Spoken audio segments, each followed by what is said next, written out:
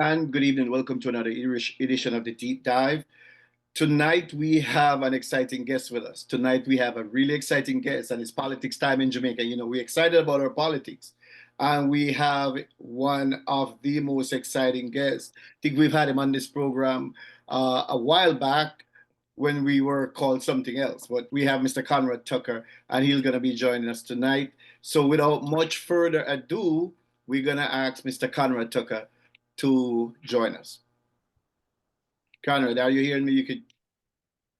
Yes, sir. I'm hearing you. Can you hear All me? all right, Conrad. All right. Welcome, welcome, welcome to the program. So we've done this before, but we're going to do it again because this is at a very exciting time for both of us, and I think it's for all Jamaicans wherever we live, whether we're in the diaspora or we are at home. But Conrad, Mr. Tucker, so you're a very vociferous caller for Jamaicans to return home, to build and invest in our country. You have not only led the call, you have actually put your money where your mouth is. You by building a home in Jamaica. In addition to that, you spend quite a bit of time in Jamaica. Um, no, Conrad, crime is down to a 25-year low. Inflation is down to 4.40%. Unemployment is down to 3.7%. This indicates a near full employment by people who are employable. Our economy is in a good shape according to a reputable firm, Statistica.com. That's Statistica.com. Debt servicing obligation down to 18% from 180% of GDP under the People's National Party. There is massive public and private sector building and restoration going on, something you yourself attested to. Jamaicans and foreigners are not running away from Jamaica anymore. They're running to Jamaica. They're running to build and buy and live in Jamaica and do business in Jamaica. Our police force is being modernized and equipped. There's massive home building in progress and much more. Conrad, tell us and tell Jamaica why you believe a change of government is necessary at this time. Well, first and foremost, before I answer your question, I'm glad that you invited me on. I've always admired the work that you've been doing on the internet and being one of the foremost persons in the diaspora who cares a lot about our country, like myself. Same to As you, you sir. know, as you've alluded to, I've started the process of retiring there, and it's a very exciting time in my life, and got a lot of good things going on there down there. But at the same time, I think a change of government is imperative, and I'm going to tell you why. Um, prior to, let's start with the crime portfolio. Prior to this year, the crime has been running rampant in our country, um, making a lot of people scared to live down there. A lot of people in the diaspora still are afraid to go back down there to reside because the crime monster was always prevailing and the government wasn't doing anything substantial, I should say, apart from rebooting the whole strategy of Zozo and the SOE. And they have done it in so many places. And even though as a former police officer, you and I know that we pretty much cut from the same cloth as far as crime, as law and order is concerned, because that's our bread and butter. That's what we did prior to migrating. So we already know that we don't tolerate criminality and lawlessness in our country. But at the same time, the prime minister implementation of Zozo and SOE was a violation of a lot of people's rights. Locking down the communities with strategies that have proven to be futile, and they continue to reboot the same thing over and over. Now, um, since he took over, this year we have seen some gains as far as curbing the crime monster is concerned. Montego Bay, for example, I think their murder rate has plummeted about 33%, and it's been trending pretty much well over the island. So I'm going to give him credit for that. But in 2017, for example, he has a dubious distinction of being the only leader in our country who has over 1,600 homicides, 1,647 to be precise, right? And I can go on and on and on. 2018, he has 1,200. And then he kind of pretty much stabilized between 2019 and 2020 um, when he won the election again. And then it went up back to 1,400 in 1,474, 1,498 in 2022. And it's kind of trending down a little bit this year. That's one. Two, the economy is not benefit everybody on the island, contrary to what you might think. I do spend a lot more time down there than a lot of people in the diaspora. I can tell you that emphatically and unequivocally. That last year, I spent probably half of the year down there. And the gains that we've seen doesn't benefit the masses. Most of the people down there are still impoverished, still very poor, and they're not reaping the rewards of the economic gains that the country has had over the last 2, 3 since COVID. I would say since COVID, we have seen a proliferation of buildings going up, and so on and so forth. Right. So based on that, I believe this man has done not doing much for the people in the country more than his friends, and doing well for himself. His administration has been mired in corruption. And that's not a joke. Corruption costs our country money, right? If you look at the corruption index, Jamaica is highly ranked up there, right? Since Mr. Owens took office, he has had like 8 major scandals, including himself. And I can tell you all of them if you want, but we'll wait for later. So based on those things, I firmly believe that there's a time for a different voice, somebody with different ideas. You can't just give him credit for the good economy, because, and by the way, he benefited because this was all started before he took power when the Bush Simpson administration went to the IMF and negotiated a new deal with them to get the country on a firm financial footing. And that was part of the reason why he has benefited from it. And he kind of ran with it, so we're going to give him credit for that. He could have blown it up, but he didn't, because he realized it was a great plan. Mastermind by the PNP, by the way, just so you know. So based on those factors, I believe there's time for a change. No matter how good the economy is, it's still not benefiting most of the people. And Jamaica, a lot of people down there are still living from paycheck to paycheck. Those were employed, by the way. All right. So here's the thing. I'm going to try to address everything you said point by point. First of all, I want to start with the latter first. And you talked about the fact that Portia Simpson Miller went to the IMF and negotiated a great deal. And you know, I'm kind of a fan of Portia. One of the reasons why I like Portia is that Portia is a daughter of the soil. You know what I mean? Portia came from counselor. Portia didn't come from the elite. So I kind of have an affinity for Portia. That aside, the politics, I like Portia the person, not the politician. But let's just understand that when you say Portia Simpson went to the IMF to put the country on a firm footing, you have to understand that PJ Patterson was before Portia Simpson Miller. It was the PNP that wrecked the economy. And hold on, it was the PNP using FinSac, a PNP creation, that wrecked the economy. And by the time poor Portia got in there, she had nothing to work with. So she had to go on her hands and knees to the IMF. And yes, she did sit down and they worked out a good deal. And to the credit of Andrew Michael Holness, he saw a good thing and he did not scrap it for political reasons. Give him credit for that. Now, it is Patterson, I will posit to you, my friend, that has done the most damage to our country. And I want to just share something with you. Our FinSac was created by the People's National Party, and its intervention was supposed to save Jamaica from economic disaster. But instead, it left us with long-term wounds. Even my children, them sometimes I'm confused because they've never used to this kind of life. After working hard for several years to build his dream house, he was thrown out in an instant. The FinSac entrepreneur claims his house, which was valued at between $9 and $11 million, was offloaded by FinSac for just $3.5 million.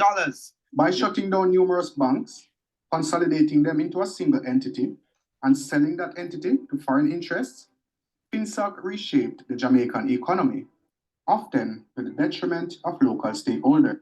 All right, so that's that. And I want you to just hold on. Now you talked about the murder, and you know, this is, you said this is our bread and butter. Yes, in 2017, Jamaica recorded 1,616 murders. Now you and I know that in many cases, when a country, when like Jamaica record murders, they're just talking about those that are reported to police. And that's what we have to go by. All right. Now, in 2009, the country had over 1,600 murders as well. In 2005, country had more than 1,600, almost 1,700 murders. So let's talk about when Andrew Holness came into power. And I have criticized him a lot. You know that I have, by virtue of the ZOSOs and the SOEs, which I thought were not crime measures that were going to stand the test of time, that those measures were not going to get the job done. We need a complete retool. On that, I agree with you. I completely agree with you. And as I've written repeatedly, I've said this time and time again, I think it was only after the Jovenel Monet, or whatever his name is, the Haitian president, was killed by gangs in his own home, that the prime minister realized that the gangs operating in our country was a serious, serious threat, not just to himself, but to national security. And you understand the amount of guns that have been coming into our country. So I think he took it seriously. Since then, you will agree that he's done quite a bit with the security forces in terms of training, in terms of equipment. And if you look behind me, you will see some of the things that has been passing through in the background. The new police stations being built, and new old ones re-outfitted, all that. So let's give credit where credit is due. And as far as the training is concerned, we have seen, and the more than anything, Conrad, as former cops, you and I know that nothing we require more when we are going out to do the job than support of the people who are the civilian heads in charge. We need their backing and their support. And I think that now we're seeing, with the backing and support, we've seen crime trending in the right direction. In 2020, there were 1,323 murders. In 2021, 1,474. In 2022, 1,508. And in 2023, 1,060. In 2024, it was less. And so, yes, and again, this year, we are on par to doing even less than we did last year. Yeah, okay. So let's go back to, you talk about building new police stations. Mm-hmm. I am, again, like I said, I've spent a lot of time on the island, and I've been to, because, you know, it's in my blood, it's in my DNA. I still like being a cop. It's my favorite job of all time. Absolutely. You know, I made more money here, no question about it. No question about money. I would never achieve what I've achieved in the police force. Could not. But my favorite job has always been a police officer. My grandfather was a police officer. It's in my DNA. So I've always, whenever I get an opportunity, I always go to the police stations, by virtue of, you know, the connection with my wife, who's a lawyer. So sometimes I drive her to the police station to do questions and answers and stuff like that, and, you know, talk to detectives, and, you know, and I'm still seeing, irrespective of the fact that they've made some gains with the police force, the police are still working in very bad conditions down there. Working conditions can be better. Interestingly, as you know, they kind of ditched the traditional red stripe and red, you know, for denims. And I was talking to those guys, a lot of the guys, and they say, we, the police officers, have to pay for it out of our pockets. As bad as things were when we were in the police force, we never pay for uniform. And it's been happening under this administration. They have to pay for their own uniforms. They have then built a lot of new police stations, apart from the one up in Roydersville, I forget what they call it. It's the right name. Buff Bay. No. Buff Bay. Yeah, Buff Bay is another one that they built. They haven't built a lot of new police stations. right? Buff I'm Bay. building a lot of new police station. I'm not blaming. I'm not going to blame. You said I'm not even. It's not even the police. It's the Apples Minister of National Security that they have down there, There's one parading over. right behind my back, Olympic Gardens, Buff Bay. Well, that was built. Olympic Garden was built. How long ago that was built? No, but we're talking about refurbishing and rebuilding new police stations, and there are some that are still derelict. There are a lot. There are a lot. I was looking at yeah. I'm sorry. There's a lot needs to be done, you know, and these guys are still working on a poor condition. Built in a day, Conrad. I know Rome not built in a day, but he has 9 years at the helm. Yeah, but remember, he has 9 years at the helm. What has he done? Yeah, what has he done apart from yeah, he reduced. I understand that. Yeah, the unemployment is down, right? And you must understand one of the reasons why Jamaica is benefiting. Again, we talk about the IMF, which they can service their debts better. They can give more to them, invest more in the country as opposed to taking most of that money paying the IMF in debt, right? But at the same time, you should understand why Jamaica is enjoying this economic boom. It's because of PJ Patterson. We just playing. He's the one. Let me finish. PJ is the one who his ideas was to create new highways, build new highways and stuff like that for the country. No. Right? No, let me finish. Yeah, let me finish. Right. Okay, right? He was the one, and people are not going to invest in a country if you don't have good infrastructure. Right? He first built the Highway 2000, or not, I think they call Highway 2000, that they wanted the name Usain Bolt, and Bolt said, no, I don't want it. So I think it's called PJ Patterson Highway now. The one it started out from Spanish Town to Maple, now it's extended to Williams Hill in Manchester, right? So and then he built the North-South Highway, one from Mama Bay to Caymanas, right? And they call it Edward Siaga Highway. Like really? Yeah, they call it Edward Siaga Highway, but that's another story, right? And ever since people realize that they're trying to build new highways and stuff like that, a lot of people are they're more interested in going back to the country to build houses. And a lot of the new houses that have been built down there are by people who are building new gated communities, targeting the diaspora, because a lot of people are coming home now. You and I know how important highways are. You live in the United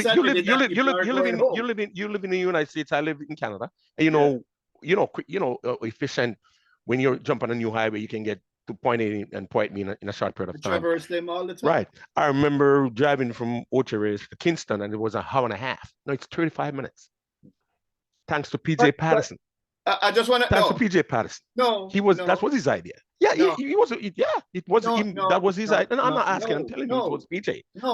Porsche just happened to finish it. No.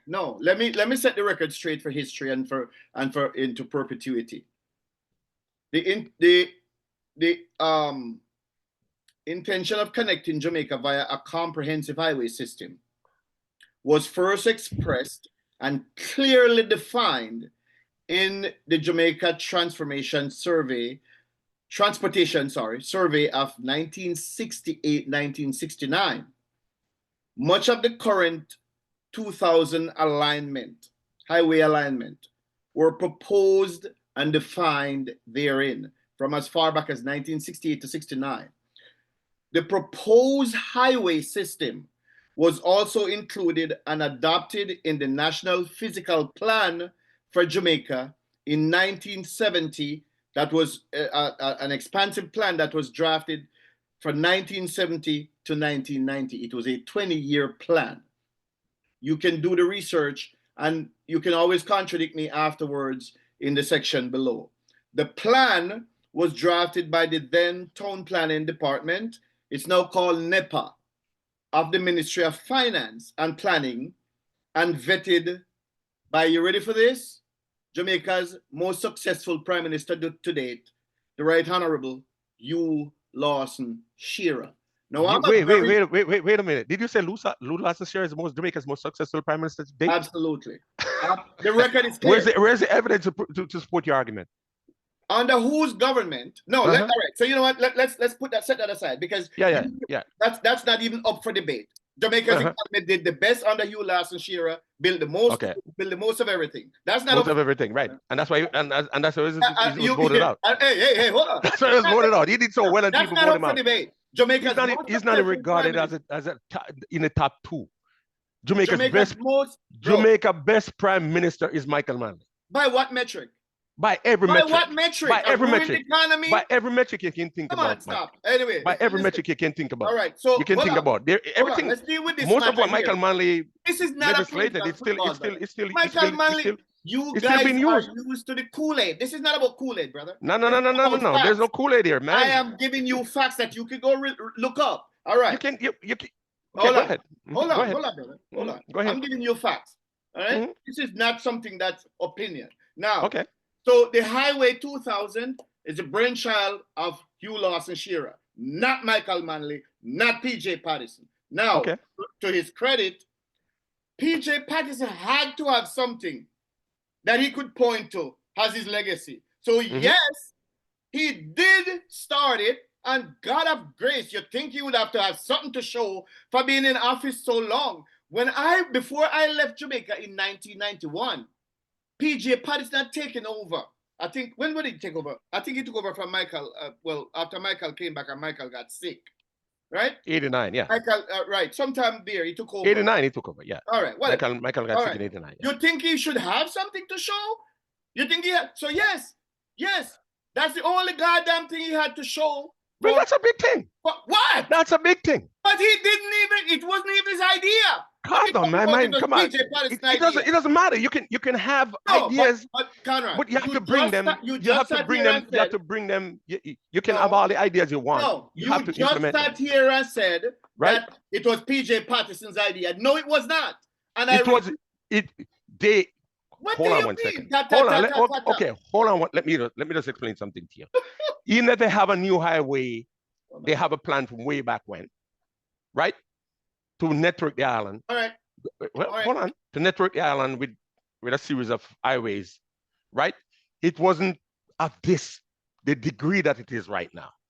Right? I can guarantee you that. Because none of these modern way of building highways. You're talking about building highways because of Andrew Michael Holness. What is the PMP built?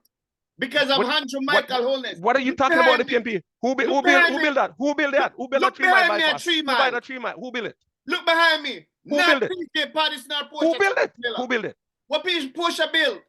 That's Porsche built it. What did Porsche build that? What did Porsche build it? Porsche built nothing. Porsche remodernized 3 mile. Porsche did not build nothing. What do you mean? Okay? Who built that? Everything you're looking at is. Let me ask you a question. Let me ask you a question.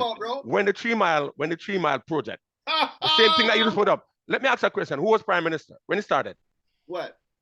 The 3 mile project. Who was prime minister when it started? Tell me when this project was started. Just answer the question. You can't answer the question. You know better. A question cannot answer a question. When did this under whose administration? When did this under whose administration the 3 mile project started? This is Andrew Michael Holness' footprint and fingerprint on this project. What are you talking about? What are you talking about? Who built it?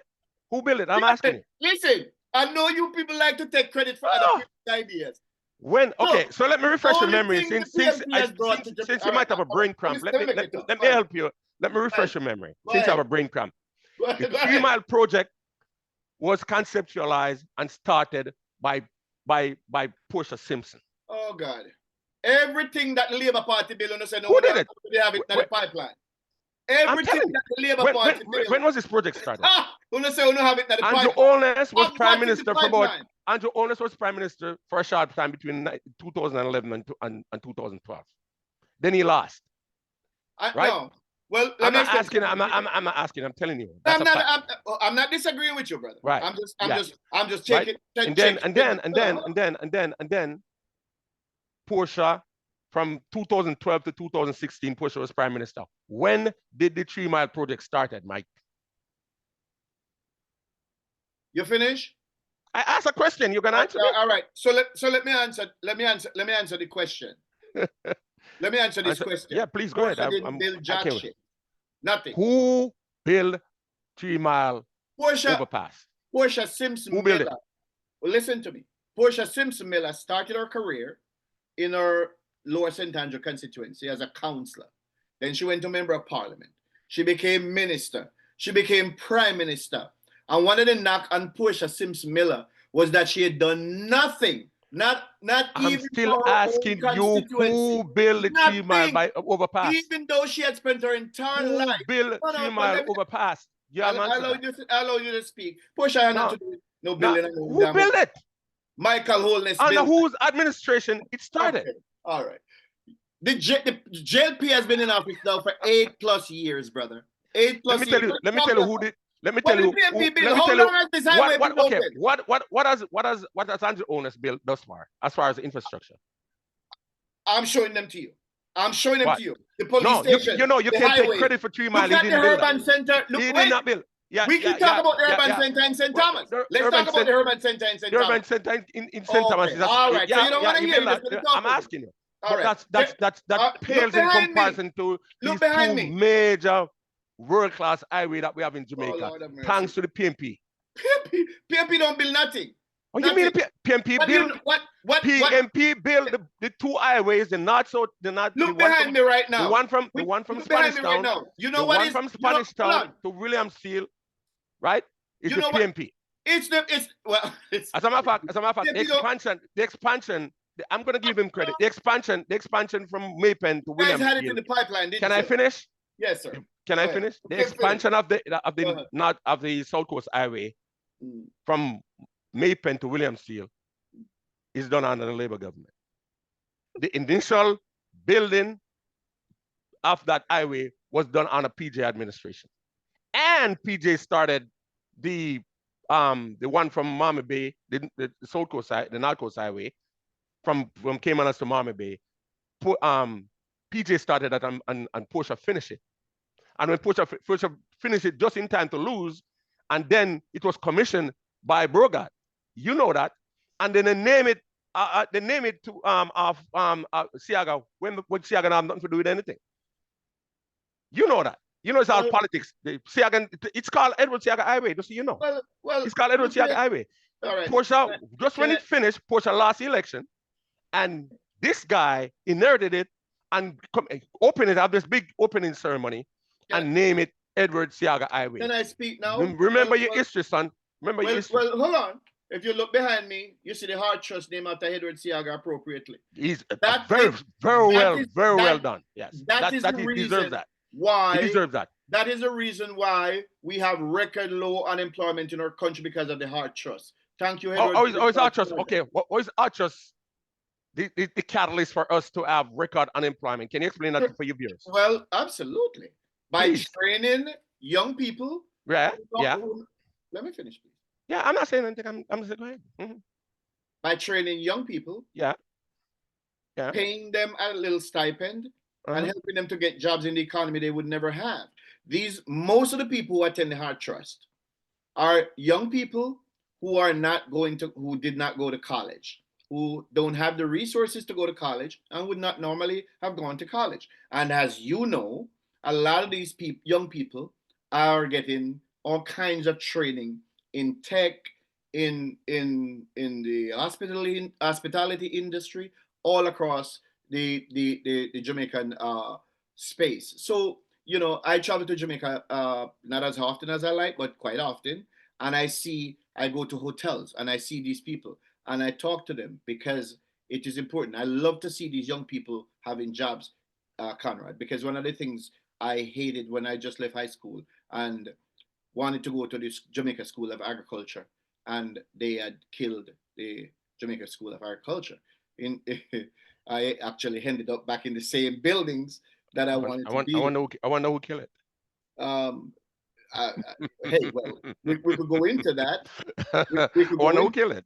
We could go into that. I want to know who killed it. Go into that. You want us to talk about how Michael Malley killed the Jamaica School of Agriculture? We could talk. Michael Malley came to the School of Agriculture. Yeah, we could go into that. It became insolvent. We could go into that. Michael Malley killed it. But we don't have enough time to talk about that. But exactly. But the point I'm making is the Heart Trust and all the other initiatives. And at least give I'm going to interject right there. All right, Our trust is not the catalyst for low unemployment. What is the catalyst? You can train all these people, but you could not. You would not otherwise have place for them to feel to get jobs because there's no work for them to get. Right? It's because of a booming economy, because of the strategic move that was made by By Portia who? by Portia Simpson and Peter Phillips with A the IMF, strategic and then movement by hold Portia on, hold Miller. on, and I then got your the mind. JLP inherited it. Hey, Inherited what? Christine Lagarde went to Jamaica, right? Christine Lagarde went to Jamaica 2017, and even congratulated, and I quote, this is what she said: through two programs, two different administrations with very strong commitment, you have managed to actually create jobs, to reduce unemployment level to the lowest ever. You have reduced debt by 50 percentage point of gross domestic product GDP. You have managed to stabilize inflation, and you have managed to accumulate reserves. Unquote. All right. Can I? Right? But if anybody listen to you and you spouting all this disinformation and your previous broadcasts on your channel, it sounds like the PNP has nothing to do with the economic boom that we're seeing on the island right now. You finished? Can I speak now, brother? Right. First of all, I when can tell you that. You like to talk about Portia Simpson Miller doing this and Portia Simpson Miller. No. You're jumping all over the place. I want to address what I just said. I'm gonna address the question. It's my time to talk. Yeah, go. You like to talk about Portia Simpson Miller doing this. I don't know who anybody on planet Earth, least of all Jamaicans with a brain in their head, who believe that Portia Simpson Miller or anybody in the PNP had any idea about how a market economy works. And so the idea that Portia Simpson Miller or the PNP had anything to do with economic recovery is beyond ludicrous and preposterous. I just read it. I just read it. Are you trying to refute it? I allow you to speak. Let me speak. Go ahead. Now, I'd like to introduce you to somebody named Dr. Clark, finance minister who served in Jamaica Labour Party administration of Andrew Michael Holness. I know Nigel Clark. Let me finish. He's at the IMF right now. Yeah. Hold on, man. Hold on. Go ahead.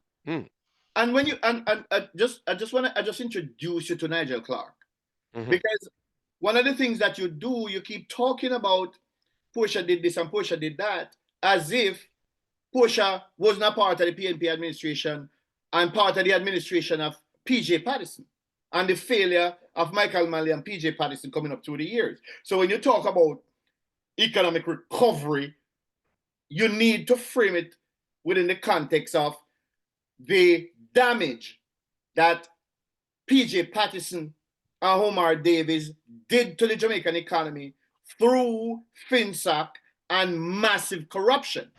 They wrecked the economy. So to the extent that there is any credit to be given to any PNP a la Portia Simpson Miller, I would be very happy to do it, but I can't see it. We have had 8+ years of let me finish. I almost step back. Once I finish making my point, I'll allow you to rebut. Yeah. Once I see evidence that Portia Simpson Miller had anything at all to do with this economic recovery, this fiscal prudence, this immaculate economic management, this understanding of how a market economy works, I will be happy to say I was wrong and give her credit for it. But I have not seen it. And I'm a very fair person. If Portia deserved credit, I'll be happy to say, well, Portia did make some changes. And Portia, to the extent that Portia did make some changes, and when we started the program, I said, yeah, I like Portia. Portia basically was given a basket to carry water because PJ Patterson had done so much harm to the economy that surprisingly, given the circumstances, Portia did a halfway decent job. I am not going to take that away from her. I will not take that away from her because I'm not that partisan. I'm Jamaican. I love Jamaica. I don't give one hoot about political party. But the reason why I cannot support your party, sir, is that your party has zero understanding of how a market economy works.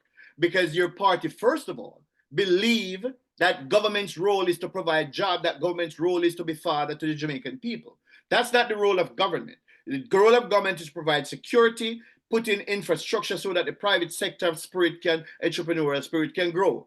We need to disavow, eschew, and get away from the idea that government owes us a living. Nobody owes us a living. We owe ourselves a living. Government job is to put in roads, hospitals, water supply, electricity, broadband, police station, fire station, schools, and all the other amenities so that the private sector can do what the private sector is doing in our country right now, which is massive building, which is providing jobs, massive hotel buildings, providing jobs and opportunities for young people going forward. Government cannot be the provider for our people. And I hear Master Mark come out offering the world and talking about we did not, what did he say? We did not, what did term he used? Cost it. Yes, with his fancy terminology, we did not cost it. What the hell you mean you didn't cost it? How you come out offering the world and you don't show how you're going to pay for it? Where you going to get the money to pay for it? I'm done. Okay, so yeah, you digress? Whew. Thank you. All right. So first and foremost, you labor rights like to talk about FinSAC. Do you know why FinSAC was formed? Yes, it was. Tell me why FinSAC. I'm not because if I tell you, you're not gonna stop talking. So no, you asked me and I answered. FinSAC, yeah. So no, but I'm not gonna tell you. Tell me, FinSAC was formed after in the early 1990s. The financial sector, banks were closing, insurance company and the banks were deeply intertwined. They were giving interest to their depositors at a high interest rate, and that kind of affect not just small guy, but also people who invested a lot of money in the economy as well as companies. Their objective was to go in to farm FinSAC to as an oversight, pretty much, to ensure that they could stabilize the economy. If you listen to you guys, if people listen to the labor rights, it make it sound like Omar Davis and PJ Patterson and company farm in FinSAC to enrich the already rich people, and that wasn't the objective. The objective was to actually help the poor sector of people in the society. Do you know, as I'm not going to ask you because you're not going to stop talking, so let me just tell you. Let me just tell you right now, I think they paid like, the JLP paid like I forget how much, $20 million for 171-page FinSAC report that was delivered to them. And the PMP is demanding that they release the contents of that report, and they refuse to do it. You know why?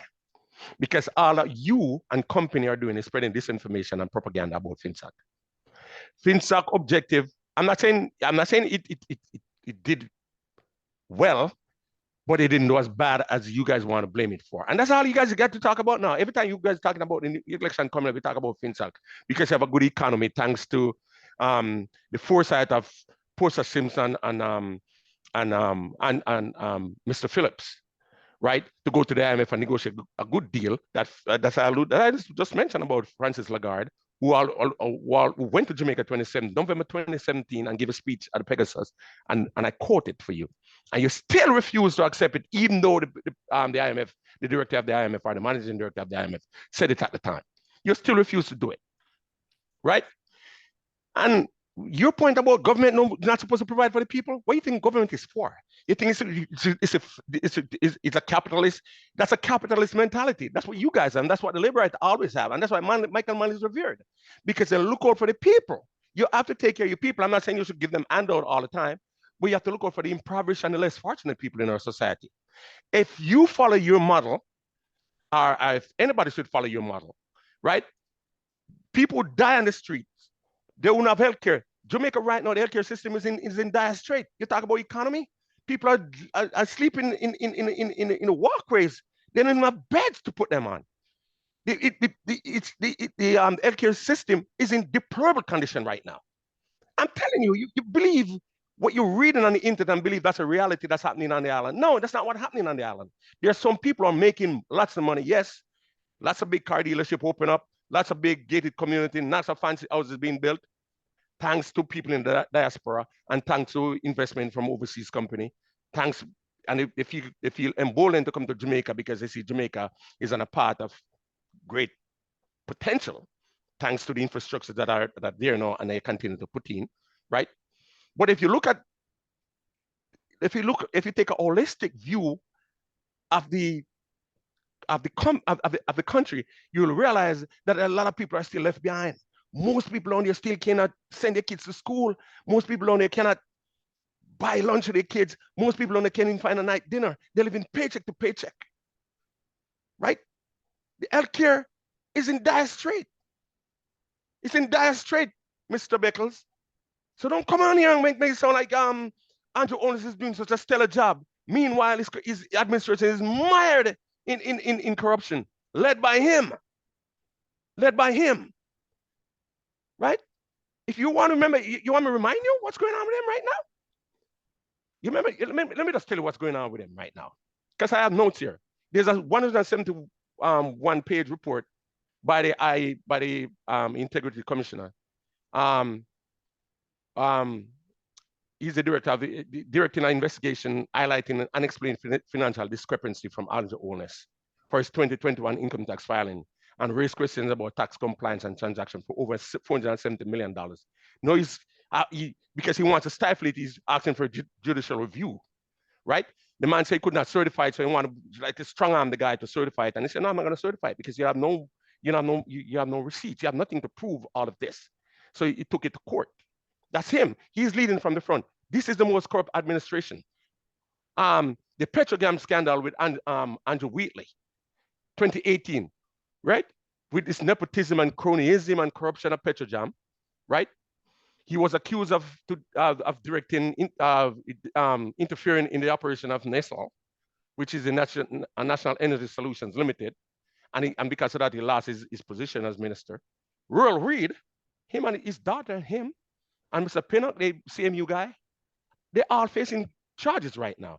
I hope they convict their ass and send them to prison. Okay. Right? Wait, I'm not done. That's 2. That's 3. This happened under his watch, under his administration. This guy has the most scandal of any prime minister in history of Jamaica. Right?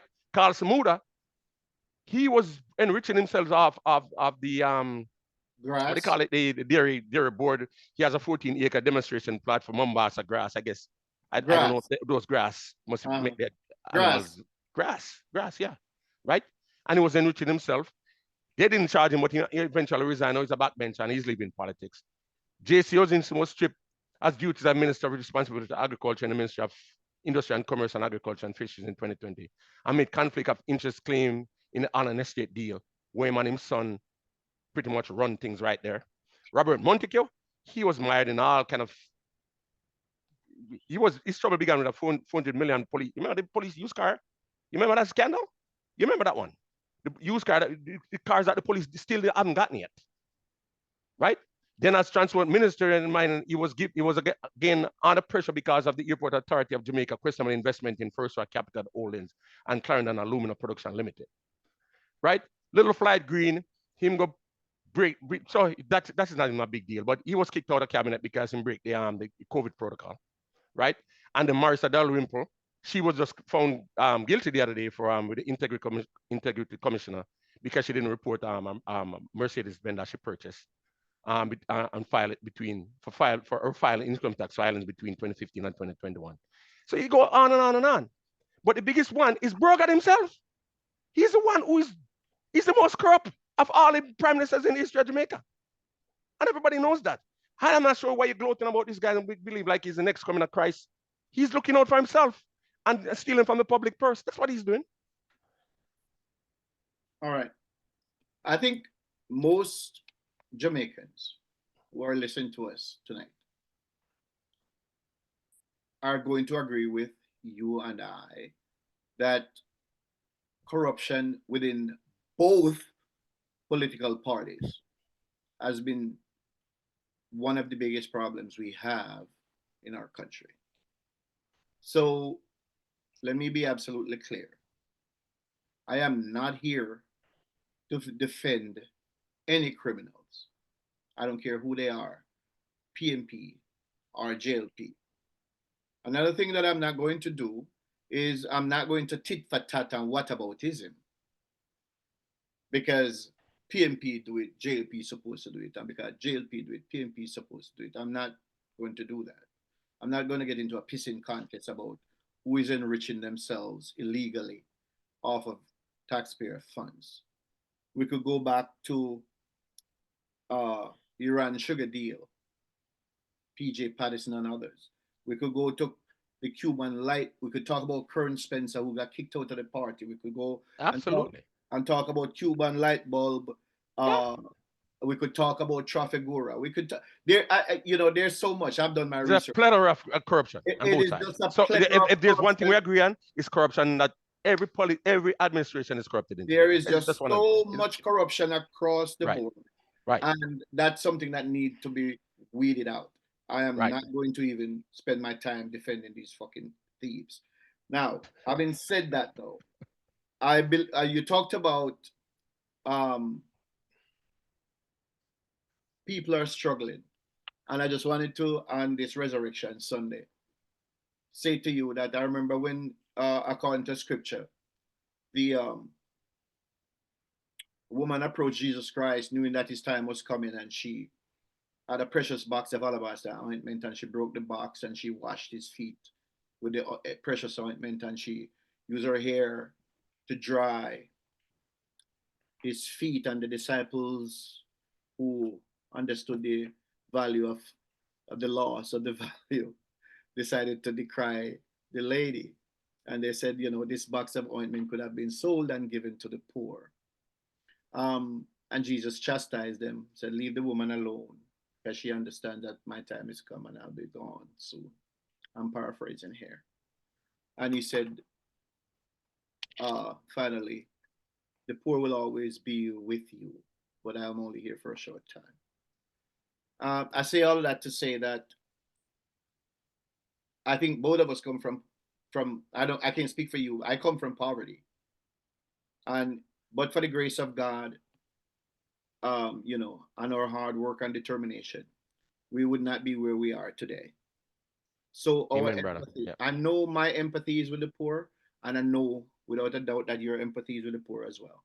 I think we both care about this, the poor in our country, the least fortunate in our country.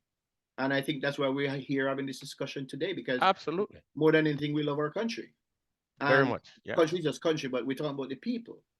But the issue, Conrad, is that we have to make some changes, though, in how we view. You and I know, and that this is a major issue in our country. And if we set the party politics aside just for a second, that there are a lot of men in Jamaica today who are going out and just having babies, and they think that makes them men, and they leave with babies. They leave the babies with the mother, and the poor mothers are struggling to even find one meal a day for these children. Right. I used to work at Mobile Reserve, and we used to do a lot of early morning raids. And sometimes I have one rusty $5 in my pocket for my lunch. And when you go into some situation, you see some baby mothers and some little shack, my brother. And the little babies, them don't have nothing to eat. And as officer, sometimes your heart breaks. You take out little $5 and give it to her. Those stories never get told. That's something I used to do all the time. Yeah. Those stories never get told. Because I've done it too. Yeah. I've done it. I've seen it many times in the ghetto. I stay hungry. Yeah. I stay hungry. And we go in there, the baby them hot. They have a little fan. Yes. It's hot, they must sweat, and then oh my God, I never forget. Well, you and I work in some of the toughest, because I work at Mobile Reserve, and you're working on one of the toughest in Western Kingston, one of the toughest division. So we know, right? We know, and we've seen it. Yeah. So what I'm saying though is maybe we need to start legislatively address some of those issues, so that men will understand you can't just go out and have babies and expect somebody else to take care of the babies. But in the meantime, and as somebody who come from poverty myself as well, I would have loved, particularly when I was going to high school, if I could get a free lunch. You went to school in the 70s. Michael Manley was giving free lunch. Michael Manley. Well, let's see. Michael Manley. I think I'm not sure about high school, but I know at primary level you get free. Yeah, I don't know. Yeah, I know that for a fact. I get free lunch in the 70s in the primary school. Yeah, I did. And at the end of the year, I get one whole pot bulgur rice and milk powder for carry home. You remember? That was the largest in the United States, but that was at the primary school level. Yeah. I never had it in high school. I don't think we get it in high school, but we get it at primary level. No, in high school, you better have your money. Yeah. So man, you get. But we would have loved to have. We would have loved it. Absolutely. We would have loved to have it. So I'm all for if we can at least offer one lunch, one meal, per day, because I remember getting up and having some mint tea in the morning when I go into high school. Walk 5 miles to school, and don't have nothing to eat all day. No money for breakfast, no money for lunch, and walk 5 miles back and then don't do chores. And at 5, 6 o'clock, you get some dinner, and that was it. One meal for the day. And I don't think you can learn that way. Maybe that's why I'm so stunted in my intellectual. But okay, so it's a good segue. It's a good segue. It's a good segue because this is exactly what the man who is about England is going to do. Right? But Mr. Golden. He said meal assistant is going to at least one cook meal per day for students in school. We're going to cost it. It's a very costly. So what? He said he didn't cost it. Where's the money coming from? Oh, you mean money coming from? There's a lot of money you can get. Remember now, we're servicing our debt, so we have more to spend, give our people. No. Right? Hold on. We have more. We're servicing our debt now. We have. Hold on. Right? We're servicing our debt. So no, we have more. We can. Hold on. So we can. No. Hold on. You talk. Let me talk. So there's a good reason why Jamaica should look to give the PNP another kick at the can. No. For the reason that I just mentioned a while ago, Hollis have done some good. I'm not gonna take anything away from him. Yeah, I've done some good. He's stabilized. I mean, he got a good thing, and he make it better, or at least he didn't get no good. He makes it good, right? I don't know if he'd make it better because the PNP didn't really get a chance to work with that new revised deal that they have with the IMF. He inherited it, so he made good with it, and kudos to him, right? Kudos to him. But at the same time, not everybody is benefiting from it. So here's why the PNP should get on that kick at the can. Takes time. And I'm going to go back to Mark Golding's budget debate to refresh you. The farm fund, similar to the tourism fund, he's going to have a farm fund for farmers, right? And he's going to get that from the import tariffs. That's where he's going to get the money from. He's going to have a farmer economic zone. That plan is to introduce AI to farming, and since AI is a new frontier, why not capitalize on it?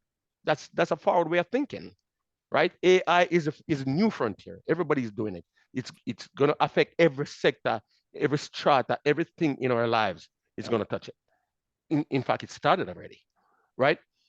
Tourism is going to create a contract He's going to create a contract for hotel workers for better work security, and provide an incentive to hotel to hire full-time workers. A lot of people don't even realize a lot of these workers down there are not full-time workers, and they don't even get benefits. That's why we have this big, I think it was at the Secrets or one of these 2 hotels or 3 hotels in Jamaica late last year, where the workers went on strike, said they're not getting anything and they're being exploited. So now he's saying we have to look out for those workers, because the tourism sector is one of the biggest sector. But who is benefiting from it? Not them. It's not even the government is benefiting, yes, because they get some tax money, but these guys not reinvesting their money in Jamaica. They bank it offshore. All right. They bank it offshore. I'm not finished. Let me go through my list, right? You remember the old public works department? Yeah. The yellow truck, them? You remember them? Yeah, man. Yeah. So he's going to bring that back, because he's going to do it more regionally. Because right now, our roads, hold on, our roads, apart from the highways are beautiful. But the moment you come out from them, they are not even roads. They're like gullies. They're not potholes, they're craters you're driving. There's no denying that. Right. So he's going to have a localized strategy for people to work. Money. I am not saying that it takes money, but he's going to be, I'm sure he's going to rejiggle all the money right now. Because any of those giveaways. It's not giveaway. No, you had some giveaways. One of the things that I noticed. You had some giveaways in there. I'm not talking about road. No, okay, hold on. One of the things that I noticed with the contractors that do the repairs on these roads in Jamaica, they're not done properly, and there's no checks and balances. Okay. Right? The That roads, needs to be they put fix in them this place. week and the rainfall and it go like, because That needs the to be layer of put concrete in pan about place. 1 inch thick, That needs to be put in place because they're doing it so right? they can There's no continue. checks and balances. There's no oversight. Nobody's going continue and to say, eat let me the check this food. job and see if it's up to reach the standard that we need. And I agree Right? with you on that. Yeah. That there need to be a national standard. Right. And Yeah. a matter of fact, most of those local patching and repairs should be something that the roads. What is it? The Public Works Department. The That's public what works department just do. And they usually, yeah, so you don't bring it back. Yeah. Right. But hold on. Right. Yeah. I wanna just talk quickly about something. Can you touch on it? And I can't just let that slide. Mm. You talk about some of the things that are not being done, and I want to actually contextualize everything that you've said with one major issue. Andrew Holness has done everything that he's done without adding any new taxes. Any new taxes. Once upon a time, when the budget is being read, the new budget is being discussed and debated, Jamaicans were living in fear because they know massive taxations are coming. No new taxes under Andrew administration. And that's a major plus. Now, you talked about the need now to give some of what the country has managed to put aside to the people. Again, I am not opposed to the people. Everything that you and I are talking about, I believe that is geared towards the empowerment of our people. But if we hand out what we have, we won't have anything when something happens. And one of the things that Andrew Michael Holness have done is to stack up with him and Nigel Clark, is to create a national reserve fund that is supposed to be kind of a cushion. You know how they build. Yeah. Nowadays, And it's US too. It's US money. Hold on. Yes, in US currency. Yeah, I know. To absorb some of the shock, so that when you have a national hiccup in the United States and we don't fall apart. Right. That is, we can't just ignore those things. Now, the Prime Minister has said appropriately, now is the time that now we're going to attend to some of the other needs, because it don't get to everybody all at once. And you touched on the idea of the hotels. You and I are in agreement on the hotels. Remember, they're exploited. The hotels are not owned by Jamaicans. No. All these big hotels, other than like big ones, are not owned by Jamaicans. And a couple others. Yeah, apart from Sandals and AC, Marriott, and whatever, they're pretty much owned by overseas companies. Foreign interest, yes. Yeah. So all we getting out of it is the little taxation that from the money people spend. This is why we, you and I, and people like-minded like us, continue to speak to the importance of low crime in our country. Because as long as people feel like they can only go to Jamaica and enjoy themselves within the confines of the all-inclusives, that money is not getting to the average Jamaican. And that's something is only going to be remediated when we fix the crime problem and the perception of high crime and make people feel safe. You and I agree on that. And this is why we need, let me make this plea right now. I'm speaking directly to the Jamaican people, because I know a lot of Jamaican people are anti-police because they're socialized that way, because of the hustler mentality. Right. Let me be clear. The police, without the police, there is no country. You need good policing in order to have a country. And I know a lot of people who come from inner city communities believe otherwise, because they believe in the hustling mentality. You cannot build a country that way. Absolutely. We need to support our police. We need law and order, and we need law and order. And a lot of you all love talk about Singapore. You need to go look at what the type of... No. Hey, you remember Michael Fay? You remember the name Michael Fay? Yeah, they whooped his behind. Just for what? But something as trivial as graffiti. Wrote a graffiti on a wall. Graffiti on a wall. On a wall. Yeah. And this is what Jamaicans don't like to talk about. They like to talk about Singapore, but they like to talk about what Michael Fay endured in that nation of Singapore. So are we willing to undertake that level of discipline and prudence? Jamaicans, we have a lot of Jamaicans who have to obey the law in Canada. They have to obey the law in England. They have to damn sure obey the law in the United States. But when they go to Jamaica, they want to act as if the law doesn't apply to them, and they go there. So you and I know about that all the time. They, in other words, the word that I like to use when they come here, they conform. Yeah. They conform. They join. Yeah. Remember back in the day when we were young police, we can't buy no car, we have to take bus. Everybody run over, push it on for going to get the seat. Yeah, remember? Yeah. Then come up here and they have to line up. Yep. They have to line up because they will look like a jackass. Absolutely. Push on people, right? They have to come up here, right? When police pull them over, then talk to the police with respect, right? You know, there was a video going around the other day. This guy, you probably see it, and I commented on it. You probably didn't see it. The police pull him over and I talk about, you not give him a driver's license because it's an American driver's license. You see that idiot? Yeah, and I talk about some policeman in Freeport police station in Dock Right, and I saw it. Like, that idiot, and I'm I commented on it. Yes, I would have no hesitation to pull that stupid guy out of the car and put the cuffs on him and take him to jail. But see, here's the problem: the police are made to feel unsure of how they are. But me, you and I, who know how to do our policing, absolutely, he would have been handcuffed because I'm asking him for his license one time. And this idiot, and I wouldn't say this idiot, this guy come out, get out of his car, threaten a man with a machete, and you take it away from him. His ass is going to jail too. In public street, you take out a machete trying to threaten a man, and then you come up and stick machete for him and him drive off. I spoke to that. You and I talk about that too. You and I commented about that too. Because first of all, he had no authority to allow him to walk away. That's a no authority crime. to walk away. Yeah, and people are saying, well, no, but nothing happened. So you know what? He will do it again. Yeah, he's going to do it again. And this time, he might kill somebody. Absolutely. Right. Anyway, so we don't want to deviate from what we're talking about here. We're talking about if Andrew only should get another term, and I'm saying, when you look at it holistically, he doesn't deserve another term. There's a lot of failures in his administration. There's a lot of corruption in his administration. The healthcare portfolio is in dire strait, right? The crime is just not making some gains, but it's still too early to celebrate. Let's see if he can maintain that level of consistency in terms of reducing. And so we keep him in power. Right. No, I we're not going to keep it in power. No. But you know what? I'm telling you, a lot of people in Jamaica are feeling the same way because most of the polls are showing him behind right now, if not all of them, right? So there's something that the Jamaican people are feeling that you're not feeling. Mike, me and you are a little bit more blessed than them.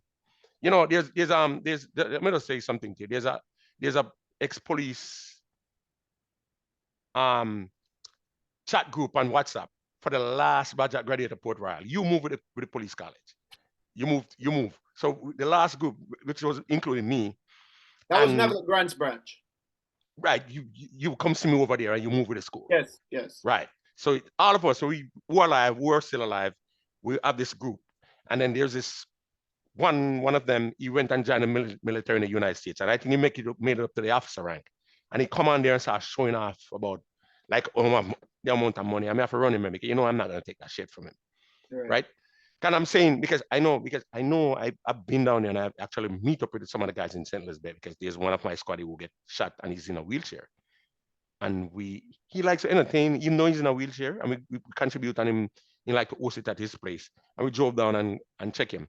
And I see some of the guys down there and I know they're retired now and they don't have a lot of money. So when you come, they're not making out because the pension is small, right? They don't have nothing. Right. They don't have nothing, right? And then when you come on and showing off and like you're throwing dirty water and your face on the swap on you for your colleague them, like because you're in a little better situation. I said, man, I have no time for you. I have no compunction for your nonsense. Come off your phone. Who cares about your money? And a lot of people agree with me and say, yeah, because he come there literally showing off. I avoid people like because when you reach in an officer rank and you get your pension, I would money them getting on the US military now. They get decent money when they reach a rank and they retire. They get comfortable living. Yeah, they get comfortable. So he's showing off now, like he's better than the guys. And I'm saying, I know he's not better than me. I'm not saying I have money, but I know I even if I'm poor, nobody no better than me. That's just me, right? So money, as Bob Marley said, when they ask Bob Marley if everybody say money make I rich, money don't make I rich, exactly. Money make I rich. Yeah, money don't make I rich. Yeah, they say that, right? And so rich is what you mean richness. I saw the video. Yeah. So money make I rich. Yeah, exactly. If I did have So what I just want to get back on track. What I was saying, you're not a little bit more fortunate because we live we migrate and we work hard. Nobody not giving nothing. We earn it, right? And I'm not saying first and foremost, for you viewers, I'm not saying I have money. I'm just saying we're in a little better situation than some of the guys that live in Jamaica. We are. That's what I'm trying to say. That's the point I'm trying to make. Yeah. So I can identify with why some people would not want to vote for Andrew Holness, because they're not benefiting, they're not feeling it, they're not a part of this boom that's going on. They can't buy that, they can't live in that gated community, and they can't buy the Audi. Right? I get and they that. can't shop online like some people, and they can't do this and they can't do that. Right? I get that, but I was in Jamaica last November, and I was, when I go down there, brother, you can't tell if me live a foreign because me don't look like it. Right. Yeah. But you know, a lot of them would do that, and then when you go to the place, yeah, they don't have nothing, right? I'm amongst because it's materialistic. Yeah. My people, them come, I go on my bush, and come I have some land down there and thing, and I go on my bush and me come, you can't tell me say me a Jamaica, me a foreigner, because I don't look the part. Like I said, I see it. But one of the thing about our Jamaican people, though, we're very resourceful. We're resourceful, and one of the things I'm confident about is that as Jamaicans, we are not foolish. Jamaican people are not fools. Oh no, man, we are smart people, man. Jamaican people are some of the smartest people, no matter if they can't read. Yeah. Okay. They may not be able to read, but you can't fool them. So you can't fool them. So we're going to see, because I think the people are going to be able to see and make their own decision, because it's their decision to make. We can talk all we want, but it's ultimately up to them, and they're going to decide. And Conrad, I'm going to have you back as we go along this process towards the election, because I would love to come back, because there are a lot of topics we need to talk about. This is just, I'd like for you to come back, and we can continue to hash this out. This is just one of many things that we need to talk about. Correct. I mean, this is more high level. We need to get more granular if you want. If we want, we can get granular. We can get real granular. Okay. We can get more granular. Okay. But absolutely. I think we can do a service to the voters and the people who have a decision to make to vote, and because we both care about the direction our countries. I mean, I think we both have the same idea. We want our country to progress. We just may have slightly different ideas of how to get there. On that note, this has been the deep dive. Like the video and give us a comment. We want to hear what you think about Mr. Conrad Tucker. Please let us know in the comments below. I want to hear what y'all think about this conversation. Let me know what you think about me. You don't have to. Most of you, even the ones who don't subscribe, you don't mince any words in telling me about myself. I don't care. I don't mind. I like it. I like the connection. So Conrad, peace and love, my brother. Yeah, man, it's nice being here, man. I love the conversation. Let's do it again. I appreciate you. We'll have you on real soon, sir. All right, sir. Thank you. Thank you. Yeah.